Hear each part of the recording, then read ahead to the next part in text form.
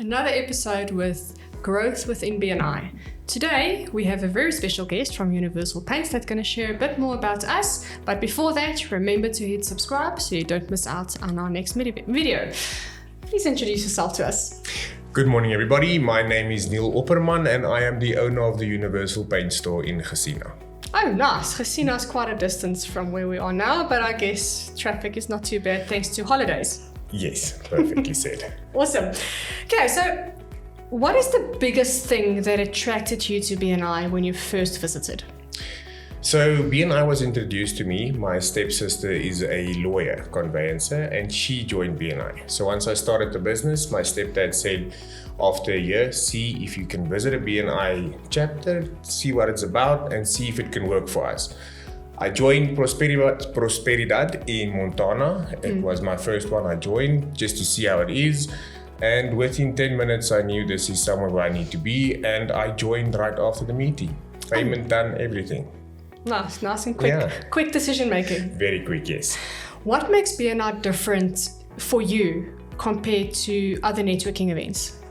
So most networking events, it's only about the networking. With BNI, you've got structure and you've got accountability. So we do have our app where you need to log your stats. And once your stats start looking bad, we don't want to say we don't want you in a chapter, but we start mentoring you. If you do not come right, then we get you out of the chapter. That means everyone in the chapter is a contributing member and business comes from all. Our chapter is now 37 members. Okay. What is your goal in your chapter? So I am the president. The goal for the end of my term is 50 members. We started on 31. We dropped 8 members, but now we're back on 38. Nice. Very nice. Has BNI helped you refine your target market in terms of your own business? Target market, I wouldn't say so much. I've gotten a whole lot of new customers that I never thought I would. So we've been building swimming pools. Above ground swimming pool with my flexi rubber. That was my first project in BNI. So yeah, they've been giving me ideas what to do with the paint. Okay, that's an interesting concept. How does that impact because obviously Universal Paints is a franchise. How does that affect the way other Universal Paints are looking at their businesses? So at the moment, the CEO of the factory, Rowan, he is trying to get the other shops into BNI as they can see it is working for me. Out of the 3 shops that opened with me, I am the only one still open. Oh, wow. And that is partly because of BNI as well. So yeah, they're trying to get the different ones in. It's not a franchise, each store has its own owner. So it's their decision what to do with their shop. Okay, so they can't really say you have to do this or you can't force them, that. Okay. What is the mind shift BNI has created for you as a business owner? So mind shift changing, it's hard to explain in detail, but one thing I can explain as an example, it's taught me to speak in public. First of all in public and to speak to people that you don't know. One of my biggest contractors now, his name's Paul. I met him in the queue for my son's creche. And without BNI, I would have never spoken to him. I saw his contractor shirt, started speaking with him just like normal BNI stuff, and he's been buying from me for 2 years now. That is amazing. Definitely some confidence and it's things the like that. confidence, yeah. Okay. Approaching people in public. You mentioned that you are currently president. Yes. Did you have a different role prior to being president? Yeah, I was vice president. Vice president? Yes. Okay, so moving up. What do you enjoy most if you look at all the leadership team roles within BNI? What do you think is the most fun one or the one that you enjoy most? Most fun one, it's hard. Leadership's a lot of work, but it's also a lot of exposure. So leadership helps you a lot to get out of your chapter because BNI is a global thing. It's not just your chapter. So the exposure on the leadership is good, but for fun, I would say VP. VP is a lot of admin, but it's not as much speaking in front of the crowd. It's not a big thing of mine, public speaking, but once again, it's BNI that helped me to start speaking in front of people. What is the most valuable relationship you have currently in BNI? Would have to say Clifford. Clifford Smith, he is my secretary. Clifford joined about 2 years ago. I initially thought he was older than me. His maturity, the way he handles business, and we've built a relationship where we actually have an accountability meeting every Wednesday. So we'll give something that we need to do this week. Next Wednesday, a new thing, and the old thing needed to be done. So for my business, for my life, for structure, Clifford helped me a lot, definitely. And that's something that BNI also brings, is the structure towards things that you have to implement 100%. and things that you need to do. Funny that you mentioned him. We actually had an interview with him a couple of weeks ago, and he mentioned you as well. And one of the things that stood out for him is also the accountability. Looking beyond that, obviously a friendship also forms. Yes. And in BNI, we always say that you form friendships, which is great. You form friendships, but it's also bad, because friends don't always want to keep each other accountable.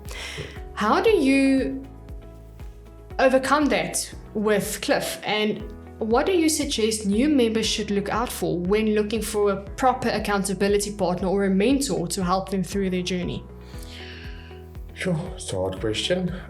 So for new members, I would say get someone. It doesn't have to be a power team. The thing they focus on a lot is a power team. Someone's going to help you with your business. It's not necessarily that's needed. You need someone that's got the same goal as you, the same vision as you, and the same work ethic as you. So I don't know if Cliff told you this, but each morning 4 o'clock, we greet each other. So I say, good morning, Cliff, on WhatsApp. He's got a brand new baby, so he's on 5 o'clock now, but he'll greet back every morning. And that small thing keeps us accountable. So we know we both awake at this time and our day starts. That's it. For making it too friendly, too friendship, I wouldn't say don't do any socials, but don't do too many socials that the social is starting to take over the business. BNI is social, there is friends, and some chapters like to say they're the family chapter, but the business comes first. Definitely the business first.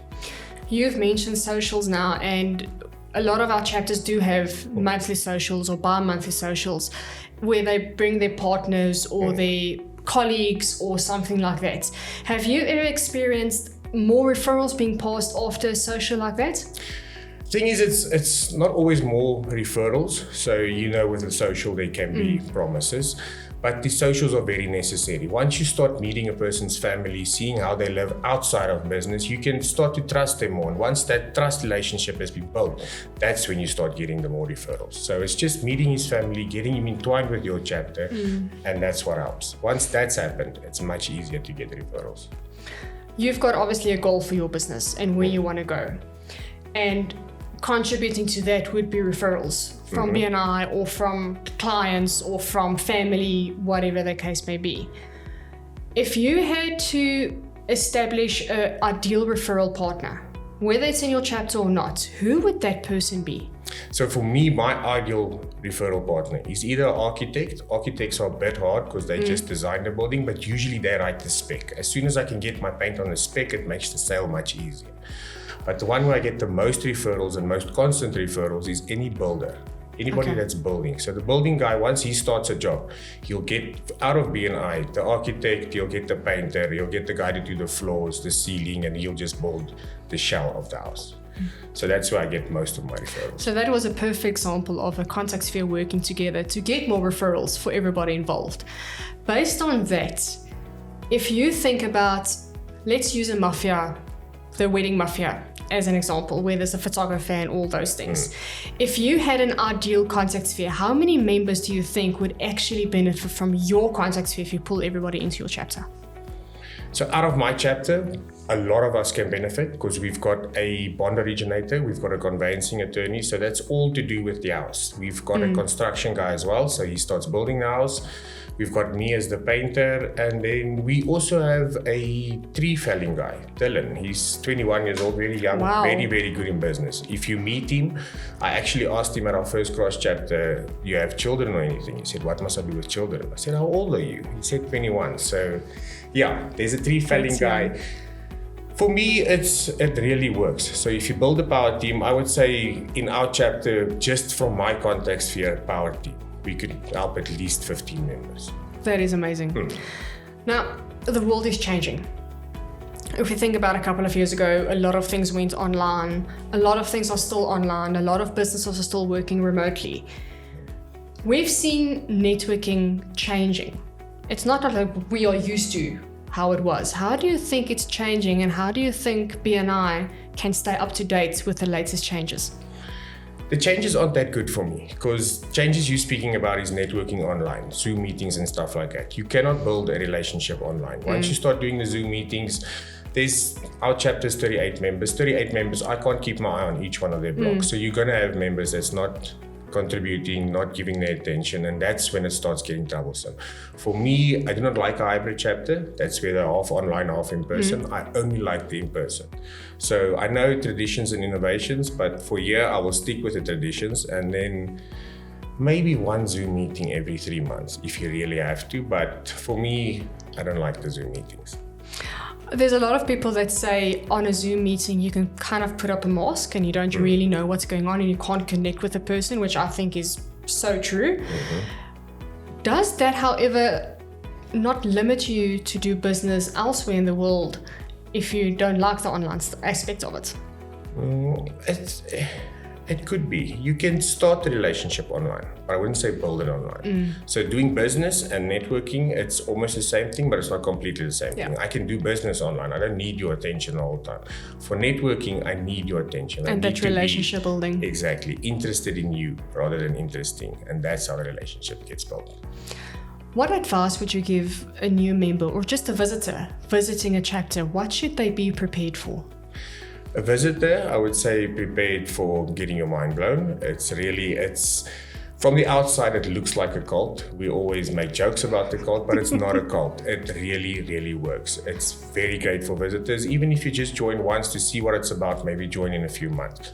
For a new member, what I explain to my new members, BNI is like a house you bought. So you bought this 4-bedroom house, you got a swimming pool, lapa, kitchen, TV room. You're only going to your chapter and to your business. What's happening is you in your kitchen, eating, swimming, bathing, you bought this whole house, use the whole house, you paid for the whole house.